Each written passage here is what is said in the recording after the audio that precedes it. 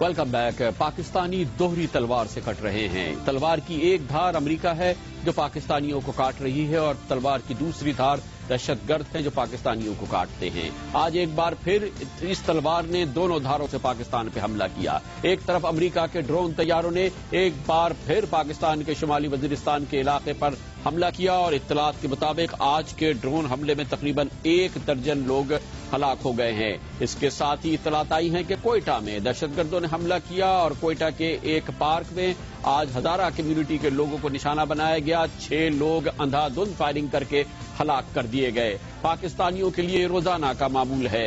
एक तरफ अमरीकी जासूस तैयारी आते हैं, वो पाकिस्तान के कबायली इलाकों पे हमला करते हैं, पाकिस्तानियों को मौत की नींद सुला देते हैं और गो के पाकिस्तान की फौज के एक अफसर कहते हैं कि जो लोग इन ड्रोन हमलों में मौत की नींद सुलाए जाते हैं उनमें से अक्सरियत इंतहा पसंदों और दहशतगर्दों की होती है, लेकिन ये बात सीना ठोक के पाकिस्तान की हुकूमत नहीं कहती है। लेकिन दूसरी जानिब दहशतगर्द मुसलसल कार्रवाइयां कर रहे हैं और आज जैसा कि आपने देखा एक तरफ शुमाली वजीरिस्तान और दूसरी तरफ कोयटा के इलाके में जो हमले हुए, खबरें बनी पाकिस्तानियों की।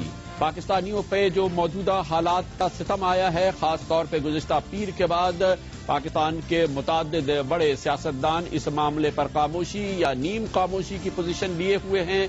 लेकिन क्या वाकई पाकिस्तान को खामोश रहने से निजात मिल जाएगी दहशतगर्दी से या अमरीकी हमलों से? पाकिस्तानियों को कुछ करना होगा। क्या कुछ करना होगा, ये पूछने के लिए जाते हैं इस्लामाबाद, जहां पर हमारे साथ मौजूद हैं पाकिस्तान के पुरजोर और जोर से बात करने वाले सियासतदान तहरीक इंसाफ के सरबराह जनाब इमरान खान। बहुत बहुत शुक्रिया इमरान खान साहब।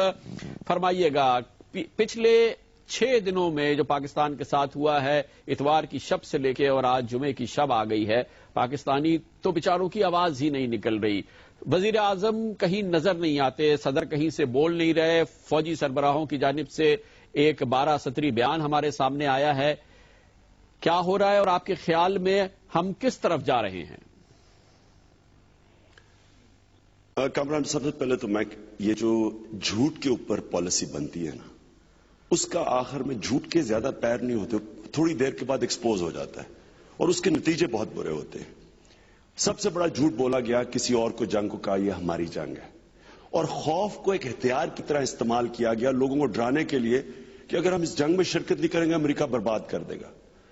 आज हम वाकई तब तो बर्बाद नहीं होना था अगर हम इस जंग में ना आते, पाकिस्तान के ये हालात ना होते कि 34,000 पाकिस्तानी मर गया। खुद हुकूमत कह रही है $70 अरब इकोनॉमी में खर्च हो चुका है, जाया हो चुका है, और कर्जा दुगना हो चुका है 3 सालों में, 5 खरब से 10 खरब। अब मुझे ये बताएं कि इतनी कुर्बानियां दे के और हमें जो कह रहे थे कि इस जंग में हम नहीं जाएंगे, बर्बाद हो जाएंगे, आज हम इधर खड़े हैं कि सारी दुनिया समझती है, हम जो हकीकत है उसकी मैं बात नहीं कर रहा, जो परसेप्शन है, सारी दुनिया ये समझती है कि हम दहशतगर्दी का गढ़ है, हमने दहशतगर्दों को पनाह दी हुई है ये एबटाबाद केस के बाद। और अगर कहीं अब बैकलैश जो आएगा, जो आना है, ये जो असामा मारा गया है, इसका एक बैकलैश आएगा। कहीं भी धमाका होता है सारी उंगलियां पाकिस्तान के ऊपर। तो इतनी कुर्बानियां दे के बाद आज हमें वाकई सलामती को वो खतरा है। लेकिन इमरान खान साहब ये बताइएगा कि वो तो ठीक है कि 9/11 में हम शामिल हुए और ये भी खैर अपनी जगह बात दुरुस्त है कि 9/11 से पहले भी दहशतगर्दी थी, लेकिन बहरहाल 9/11 के बाद पाकिस्तान में जो कुछ हुआ है वो आपके इल्म में है कि सिर्फ पिछले 10 साल नहीं, पिछले 3 साल के अंदर 3000 दहशतगर्द हमले हुए हैं, तकरीबन 350 खुदकुश हमले हुए हैं, 35,000 पाकिस्तानी हलाक हुए हैं और 5,000 के करीब फौजी, नीम फौजी, सिपाही, हमारे पुलिस वाले वो बेचारे शहीद हुए हैं। अब इन ग्रोहों का, इन लोगों का जो कि इस वक्त पाकिस्तान से जंग कर रहे हैं, इनका फिर मुकाबला कैसे किया जाए? आपके ख्याल में इस मसले का क्या हाल है? पहले जो 9/11 से पहले दहशतगर्द जो भी मिलिटेंट तंजीमें थी वो हमारे एस्टेब्लिशमेंट के कंट्रोल में थी, उनको ये जब चाहे कंट्रोल कर सकते थे। आज जो दहशतगर्दी है ये हमारी एस्टेब्लिशमेंट के कंट्रोल में नहीं और बढ़ रही है। आपने जो अभी स्टेटिस्टिक्स दी हैं, इसका मतलब कि जो हमारी पॉलिसी है इससे दहशतगर्दी बढ़ती जा रही है। अब मुझे ये बताएं कि क्या वक्त नहीं आ गया रिव्यू करने का कि ये जो हम करने जा रहे हैं क्या इसका और भी तरीका? और मैं बताता हूं, मैं बड़ी देर से कह रहा हूं और तरीका क्या है। دیکھیں جو قبائلی علاقے میں جو اکثریت لوگ لڑ رہے ہیں وہ نہ کوئی انتہا پسند تھے، نہ دہشت گرد تھے، نہ کوئی وہ دینی کوئی آئیڈیالوجی لے کے آئے تھے. اکثریت آپ کے قبائلی لوگ ہیں جو اس لیے لڑ رہے ہیں کہ جو کولیٹرل ڈیمیج کیا گیا، بمبارڈمنٹ کی گئی، ملٹری آپریشنز کیا گیا، وہ جا کے جس کے گھر میں بچے مر گئے، رشتہ دار مر گئے، وہ لڑنا شروع ہو گئے. اب عقل یہ کہتی ہے کہ ان سے ڈس انگیج ہوں اور جو اصل دہشت گرد ہیں ان کے اوپر قابو پا جائے. اب پرابلم ہمارا یہ ہے کہ ہماری فوج کی پرسپشن یہ ہے کہ ہائرڈ گن ہے، یعنی کہ ہم تنخواہ پہ کام کر رہے ہیں، ہم پیسے لیتے ہیں امریکہ سے، اور اصل میں اس کی بنیاد ساری جانے کی امریکہ کے ساتھ تھی ڈالر.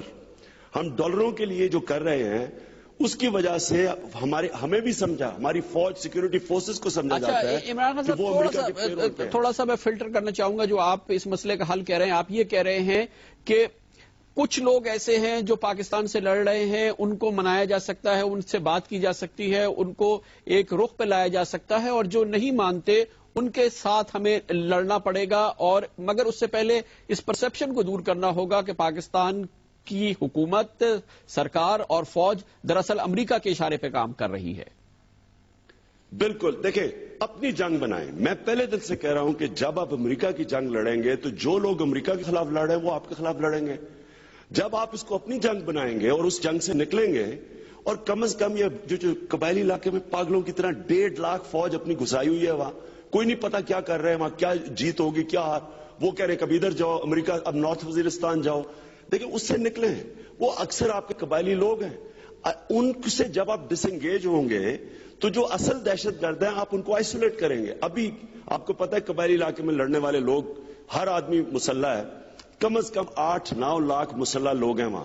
ان کو ہم بجائے اپنی طرف کر کے علیحدہ کریں دہشت گردوں کو، ہم ان کو ادھر بھجوا رہے ہیں پاگلوں کی طرح، ملٹری آپریشن، توپیں چلا رہے ہیں، F-16 ہیلی کاپٹر گن شپ. یہ کوئی عقل ہے؟ یہ میں 8 سال سے کہہ رہا ہوں کہ بے احمقانہ پالیسی ہے. بالکل عمران صاحب، وہ تو اس کا تو ریشنل ہوگا، لیکن یہ بتائیے گا کہ جو رد عمل آتا ہے اس میں اگر مون مارکیٹ کو نشانہ بنایا جاتا ہے، میلڈی مارکیٹ کو نشانہ بنایا جاتا ہے، داتا دربار کو نشانہ بنایا جاتا ہے، اور عام دکانوں کو نشانہ بنایا جاتا ہے، مسجدوں کو نشانہ بنایا جاتا ہے، امام بارگاہوں کو نشانہ بنایا جاتا ہے، تو یہ کس بات کی سزا دی جا رہی ہے؟ یہ کون لوگ ہیں؟ ان سے کیسے نمٹے؟ کامران، ایک سینگ ہے، نو یور اینمی، اپنے دشمن کو پہچانو. پہلے پتا تو چلاؤ آپ کا دشمن ہے کون، کون کیا کر رہا ہے. قبائلی علاقے کے لوگ آپ کے دشمن نہیں ہیں، اصل تو وہ برباد ہو گئے ہیں. ان کو تو ریلیف دیں.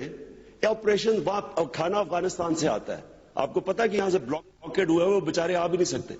وہ اب 60 لاکھ لوگوں کا بیڑا غرق کر کے رکھ دیا. ان کا کیا قصور تھا اس میں؟ ان کو تو اس سے ریلیف دے. آپ اس کو اپنی جنگ بنائیں. اور یہ جو ہے دہشت گرد جس میں سیکٹیرین بھی ہیں، ہمیں یہی نہیں پتا کہ کون کیا کر رہا ہے. اب ریمونڈ ڈیوس جیسے لوگ کیا کر رہے ہیں؟ CIA خود کہا کہ ہم نے جال پچا لیا پاکستان میں.